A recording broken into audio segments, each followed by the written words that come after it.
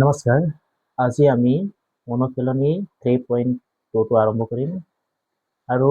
এই চেপ্টাৰটোৰ নাম হৈছে আস্থানাংক জ্যামিতি। তেনেহ'লে বলক আমি পলম নকৰাকৈ অনুশীলনী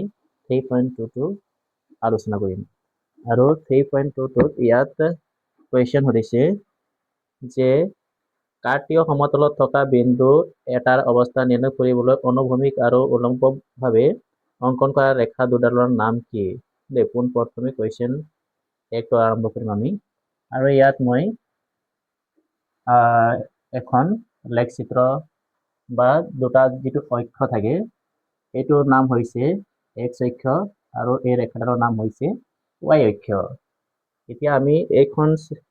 এনচাৰখন কৰিব লাগিব যে কাৰ্তীয় সমতল বুলি কৈছে মানে আমাক এইখিনিৰে কথা উল্লেখ কৰিছে যিটো এক্স অক্ষ আৰু ৱাই অক্ষ। এতিয়া আমি এই 1 নম্বৰ কুৱেশ্যনটো উত্তৰটো কৰিম। অংকন কৰা ৰেখাডালৰ নাম কি বুলি সুধিছে 1 নম্বৰ এনচাৰটো মই ইফালে পাৰি দিছোঁ। আপোনালোকে এইটো এক্স অক্ষটো মই অলপ বুজাব ধৰিছোঁ যে আপোনালোকে যদি এই ৰেখাডাল আঁকিবলৈ হ'লে পোনপ্ৰথমে এইটো এক্স অক্ষ বুলি কোৱা হয়। এক্স অক্ষটো আপোনালোকে x1 আৰু এইফালে x2 লিখি ল'ব। তাৰপিছত এইটো y অক্ষ হয়, এইটো লিখিব y আৰু তলত লিখিব y1 আৰু y1 মানে এইফালে থাকে আপোনালোকৰ মাইনাছ থাকে যিটো ঋণাত্মক বুলি কওঁ আৰু এইটো যিটো y অক্ষ থাকে বিন্দুৰ পৰা ওপৰলৈ গ'লে এইখিনি হৈছে ধনাত্মক আৰু আপোনালোকে এইফালে চাবলৈ গ'লে এইফালে আছে ধনাত্মক আৰু এইফালে ঋণাত্মক, এইখিনি মন দিব। আৰু ইয়াত অংকন কৰা ৰেখাডালৰ নাম সুধিছে, তেনেহ'লে আমি লিখিব লাগিব যে এনচাৰ কাৰ্তীয় সমতলত থকা বিন্দু এটা অৱস্থা নিৰ্ণয় কৰিব অনুভূমিক আৰু উলম্বভাৱে। এইখিনি হৈছে অনুভূমিক মানে এইটো এক্স অক্ষটোক অনুভূমিক বুলি কোৱা হৈছে এক্স অক্ষটোক আৰু এই যিটো থিয়কৈ আছে ৱাই অক্ষ ইয়াৰ নাম হৈছে মানে উলম্বভাৱে থকা ৰেখা দুডালৰ নাম সুধিছে। তেনেহ'লে আমি লিখিব পাৰিম যে এনচাৰ বুলি কাৰ্তীয় সমতলত থকা বিন্দু এটাৰ অৱস্থান বা এনেকা লিখিব পাৰি নিৰ্ণয় এনচাৰ নিৰ্ণয়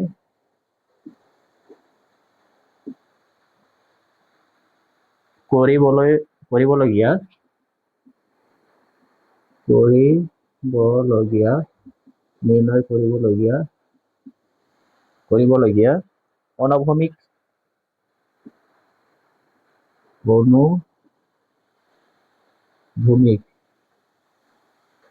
অনুভূমিক আৰু উলম্বভাৱে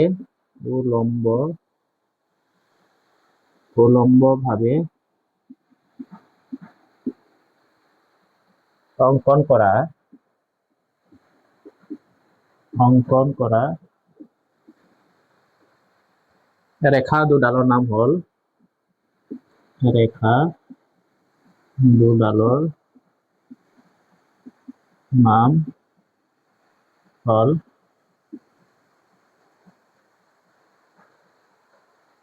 এইখন পোনপ্ৰথমে আমি লিখি দিম, এইটো নাম হৈছে এক্স অক্ষ হ'ল এক্স অক্ষ আৰু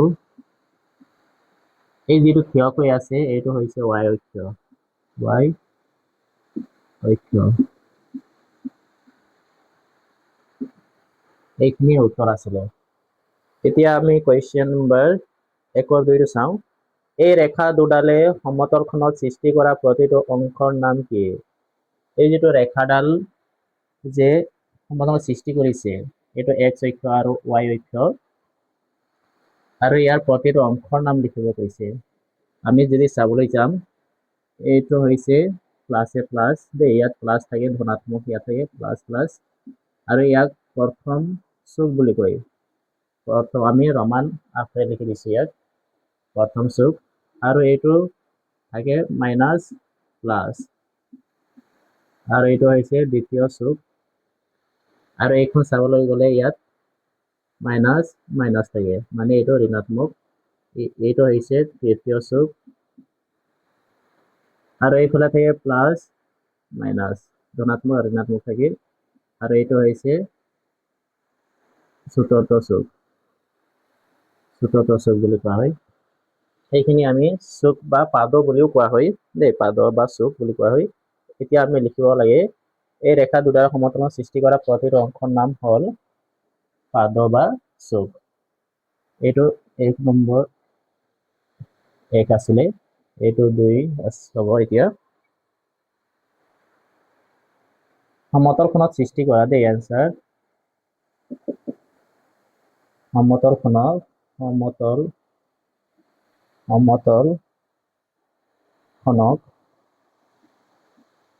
সৃষ্টি কৰা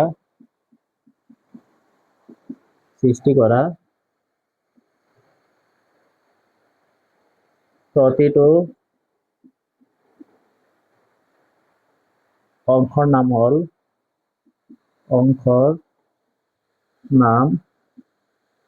হল সেইবিলাকক চুক বা পাদ বুলি কয় আমি যেটো 4টা চুক বা পাদ পালো দেই হল চুক বা পাদ বুলি কয় এইখিনি আছিলে উত্তৰ এতিয়া আমি কোৱেশ্চন নম্বৰ 1 3 চাওঁ এই ৰেখা দুডালে পৰস্পৰক যেটো বিন্দু ছেদ কৰে এই বিন্দুটোৰ নাম লিখা এই যেটো চাও এইটো x অক্ষ আৰু y অক্ষ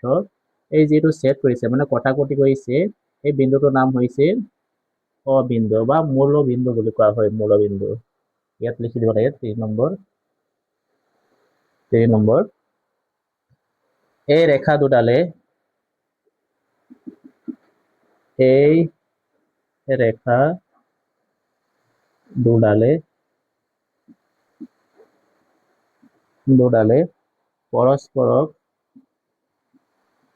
পৰস্পৰক যেটো বিন্দুত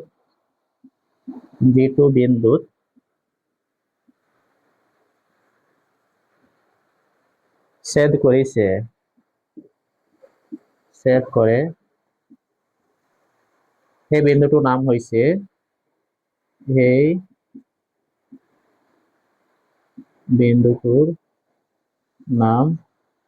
হৈছে মূল বিন্দু দেই এইটো মূল বিন্দু বুলি কয় মূল বিন্দু মানে এই বিন্দুটোৰ নাম হৈছে মূল বিন্দু কৰিম আৰু কোৱেশ্চন নম্বৰ এখন চিত্ৰ দিয়া হৈছে আৰু মই ইয়াত আঁকি দিছো আৰু এই চিত্ৰটোত চাওক কিছুমান বিন্দু বিলাক উপস্থাপন কৰা হৈছে এইটো বি বিন্দু লৈ গৈছে আৰু আপোনালোকে এইটো মনত থব এই যেটো x অক্ষ হয় আৰু এইটো y অক্ষ হয় আৰু x অক্ষ আৰু y অক্ষ এই যিবিলাক বিন্দু আছে ছেদ কৰিছে মানে কটাকটি কৰিছে ঠিক আছে আৰু আপোনালোকে এইটো লিখি দিব পাৰে 1 সেন্টিমিটাৰ সমান 1 একক ধৰি দেই মানে আপোনালোকে যদি এনেকা লেখ চিত্ৰ আঁকে বা অক্ষবিলাক আঁকে তেনেহলে আপোনালোকে ধুনীয়াকৈ 1 সেন্টিমিটাৰ দূৰত্ব কৰি আঁকিব যাতে চাবলৈও ভাল লাগে এৰ মনত থব এতিয়া আমি কোৱেশ্চন নম্বৰ 2 1 কৰিম 2 নম্বৰ 1 কৈছে ইয়াত বি বিন্দুৰ আস্থানাংক এটা চাওক বি বিন্দু আস্থানাংক যদি চাম আমি কোন প্ৰথমে চাবলৈ গলে এই যেটো x অক্ষ আছে x অক্ষ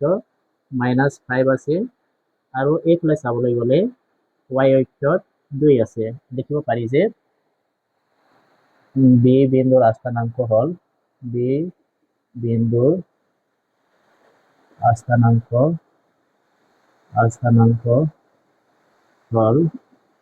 প্ৰথমটো x অক্ষটো লিখিব লাগিব যেহেতু এইটো x অক্ষ হয় ইয়াত লিখি দিম আমি -5 এটা x অক্ষ এইটো y অক্ষ 2 এটা আসলে কোৱেশ্চন 2 1 উত্তৰ এতিয়া 2 নম্বৰত কৈছে 2 নম্বৰ 2 টো c বিন্দুৰ আস্থানাংক দেখাব লাগে c বিন্দুৰ আস্থানাংক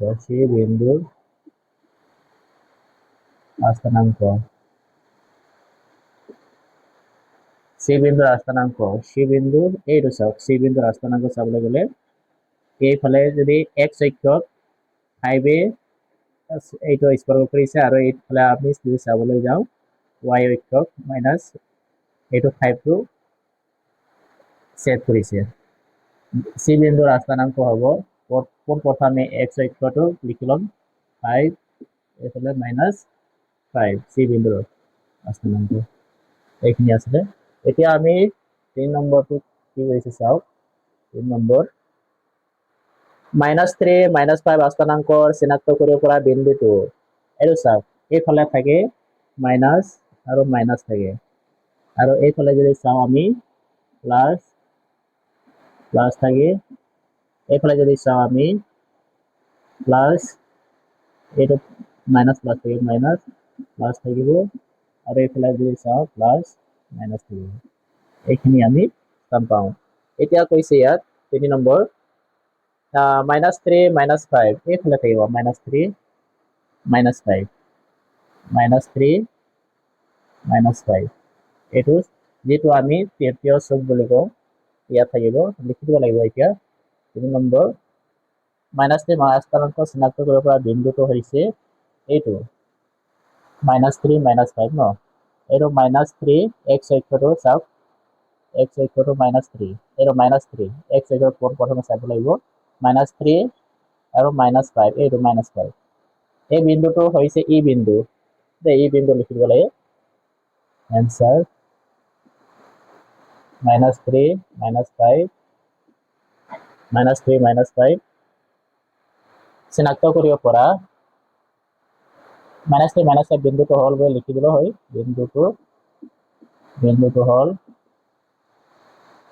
এই বিন্দু এনেকা লিখি দিলে হয় এই বিন্দু এতিয়া আমি এটা চাব লাগিব 4 নম্বৰত কৈছে ইয়াত তো -4 স্থানাংক চিনাক্ত কৰিব পৰা বিন্দুটো +2 দে +2 এইফালে থাকিব +2 আৰু -4 +2 এইটো +2 আৰু -4 এই বিন্দুটো যি বিন্দু সেট কৰিছে লিখি দিব লাগে 4 নম্বৰ তো -4 চিনাক্ত বিন্দুটো হল मैं डायरेक्ट लिख दिছো বিন্দুটো হল এইটো জি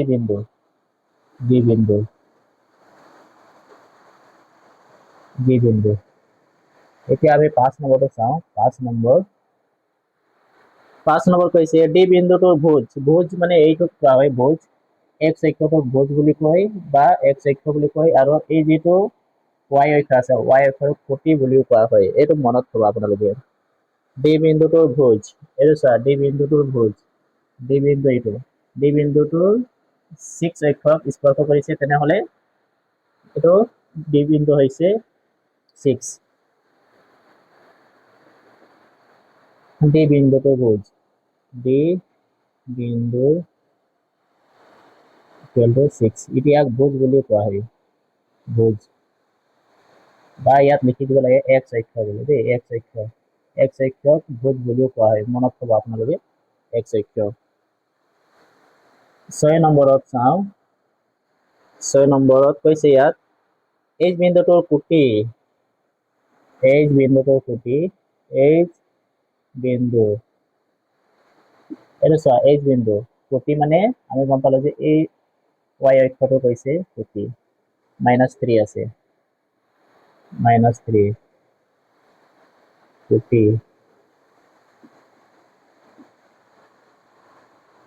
y অক্ষ কোটি বুলি কোৱা হয় মনত ৰাখক তাৰপিছত আছে 7 নম্বৰ 7 নম্বৰত কৈছে ইয়াত 7 নম্বৰ L বিন্দুটোৰ স্থানাংক চাওক এইটো L বিন্দু স্থানাংক কি হ'ব এইটো y অক্ষত আছে এইটো x অক্ষ এইটো 0 হ'ব তাৰপিছত এইটো 5 7 নম্বৰ L বিন্দু তোৰ স্থানাংক হ'ব স্থানাংক পালো আমি 0 এইফালে 5 এতিয়া 8 নম্বৰটো চাওঁ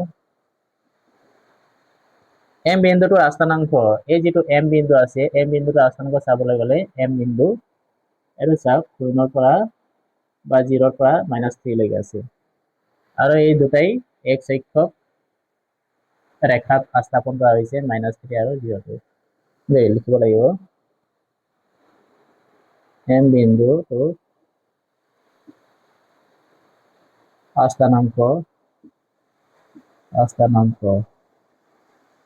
কি হ'ব -3 আগত লিখিলো নো প্ৰবলেম নহয় এটো -3 by 0 বা 0 -3 লিখিলো একো সমস্যা নহয় এইখিনি আছিল কোৱেশ্চন নম্বৰ 2 ৰ উত্তৰ এতিয়া আমি MCQ কোৱেশ্চন খিনি কৰিম ইয়াত তিনিটা MCQ দিয়া হৈছে 3 নম্বৰত কৈছে বিন্দু -a b যত a greater than 0 b greater than 0 অবস্থান হল ইয়াত কৈছে মানে 3 নম্বৰ MCQ কোৱেশ্চন এই যেটো আছে -ab ইয়াৰ আস্থানটো উলিয়াব লাগে অবস্থান আমি গম পালো যে এটো প্লাস থাকে প্রথম চোক বা স্থান ইয়াত থাকে মাইনাস প্লাস এইটো দ্বিতীয় স্থান এইটো মাইনাস থাকে এইটো তৃতীয় স্থান বুলি কই আৰু এইটো প্লাস মাইনাস থাকে এইটো চতুৰ্থ স্থান আমি গম পালো এইটো মাইনাস এইটো সব মাইনাস আৰু প্লাস মাইনাস প্লাস এইটো হৈছে দ্বিতীয় চোক দ্বিতীয় চোক বা স্থান লিখিলো দ্বিতীয় চোক দ্বিতীয় চোক বা পাদ বুলি কোৱা হয় ইয়াক এতিয়া কোৱেশ্চন নম্বৰ 4 টো চাও এইটো MCQ দিয়া হৈছে ইয়াত আছে b2 শুদ্ধ উত্তৰ b ত আছে দ্বিতীয় চোক বুলি ইয়াত আৰু দিছে -3 0 বিন্দুটোৰ অৱস্থান এইটো চাওক -3 আৰু 0 বিন্দুটোৰ অৱস্থান ইয়াত দিছে x অক্ষৰ ওপৰত আছে এইটো চা 0 মানে 0 এই 3 আছে -3 এইটো শুদ্ধ হ'ব তাৰ পিছত আৰু এটা অপচন আছে যেটো নেকি এইটো 4 নম্বৰত দিয়া হৈছে মূল বিন্দুৰ পৰা 3 একক দূৰত্ব এৰ মূল বিন্দুৰ পৰা 3 একক দূৰত্ব 1 2 3 3 একক দূৰত্ব এই কাৰণে 4 নম্বৰ উত্তৰটো হ'ব ইয়াত আছে 1 আৰু 4 টো শুদ্ধ উত্তৰ 4 টো শুদ্ধ উত্তৰ দে 1 আৰু 4 টো শুদ্ধ উত্তৰ একেবাৰে লিখি দিম এইটো আৰু 4 টো উভয় শুদ্ধ